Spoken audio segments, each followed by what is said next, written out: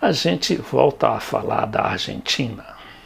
Me perdoem a insistência, mas é que os nossos problemas estão muito intrincados com aquela nação irmã. E agora o que vai acontecer? Na segunda-feira, o Maurício Macri, presidente em final de mandato, está prometendo um choque econômico. E nesse choque econômico envolveria a gastança das reservas argentinas para conter o dólar.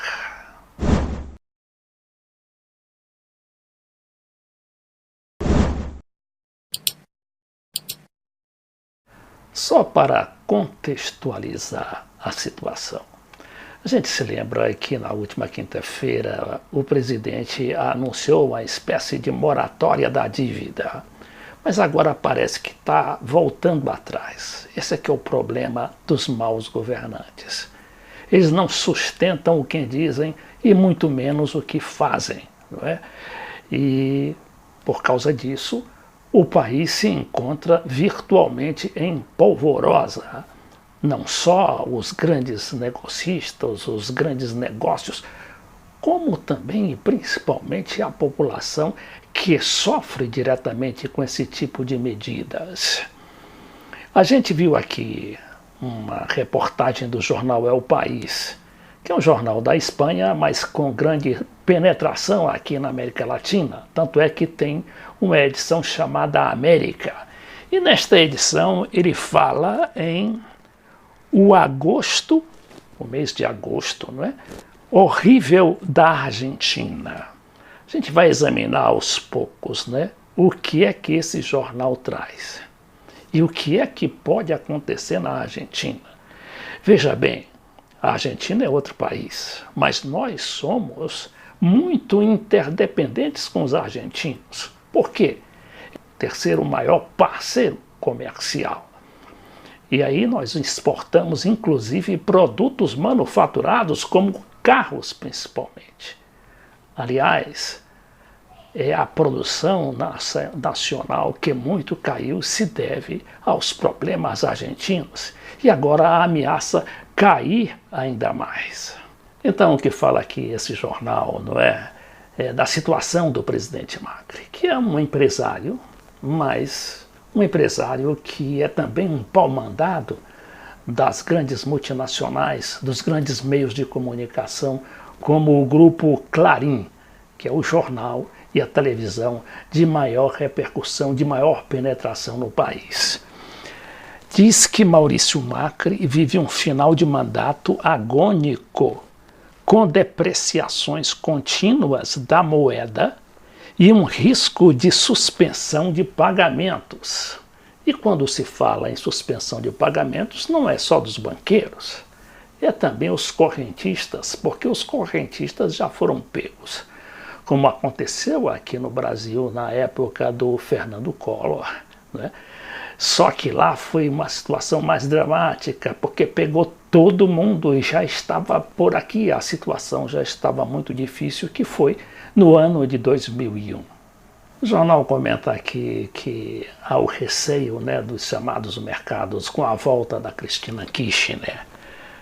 Mas diz que este fator conta, não é? Sem dúvida. Mas também contam os erros de Macri, a quem a dívida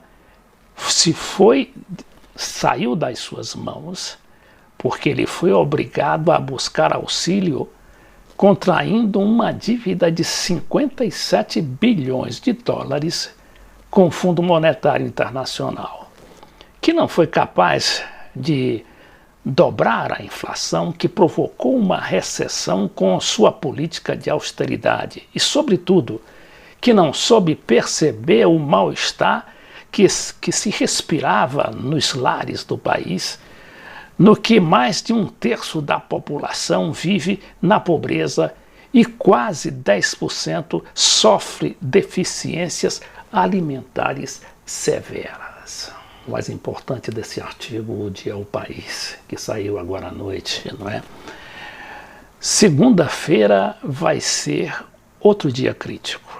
Macri e seu ministro Lacunza, que é o novo ministro da Economia, decidiram que para evitar o colapso, o essencial é aumentar o valor do peso. Parecem dispostos a colocar sobre a mesa todas as reservas do Banco Central, ou seja, são quase 50 bilhões de dólares que querem queimar vendendo dólares. A gente sabe que vendendo dólar, os argentinos, sejam eles negociantes, sejam empresários, eles mandam tudo para fora. E também aqueles poupadores, por parte da população, a classe média só poupa em dólar, manda tudo para fora. Porque lá é possível, pela legislação, mandar dólar para fora, inclusive ter contas em dólar, o que não ocorre no Brasil. Bom, ao longo do mês de agosto, o Banco Central já gastou 13 bilhões de dólares para robustecer o peso, que é a moeda local, sem grande êxito. A aposta do novo ministro Lacunza é a tudo ou nada.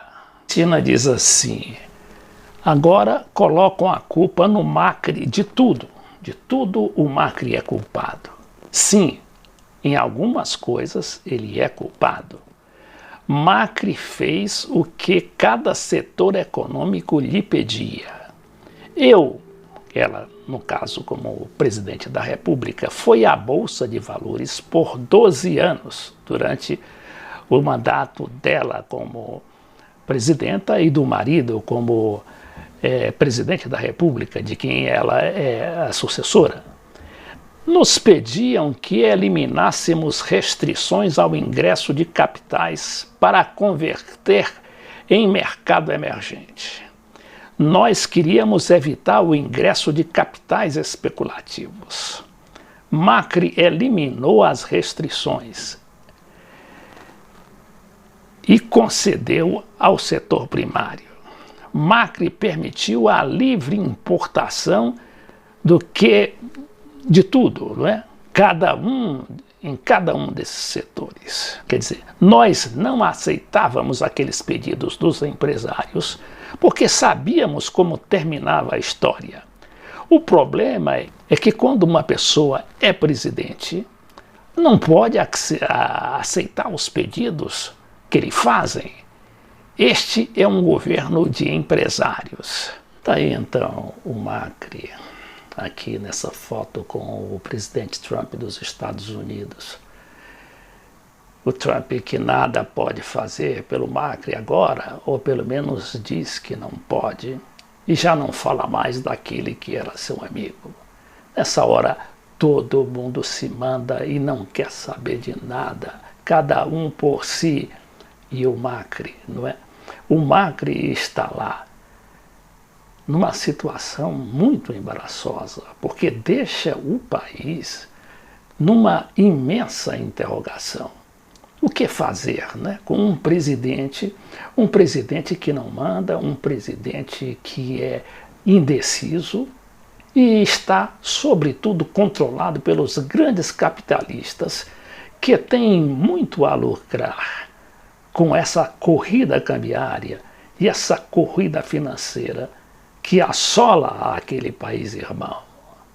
Então, esta é uma boa alerta para nós brasileiros, para sabermos em quem votar para presidente da República e em quem colocar lá, porque pelo andar da carruagem a gente vê que a nossa última escolha para presidente da República e que está levando uma economia, um neoliberalismo muito mais selvagem do que o Macri está fazendo lá na Argentina, é realmente difícil de imaginar o que pode acontecer com a gente.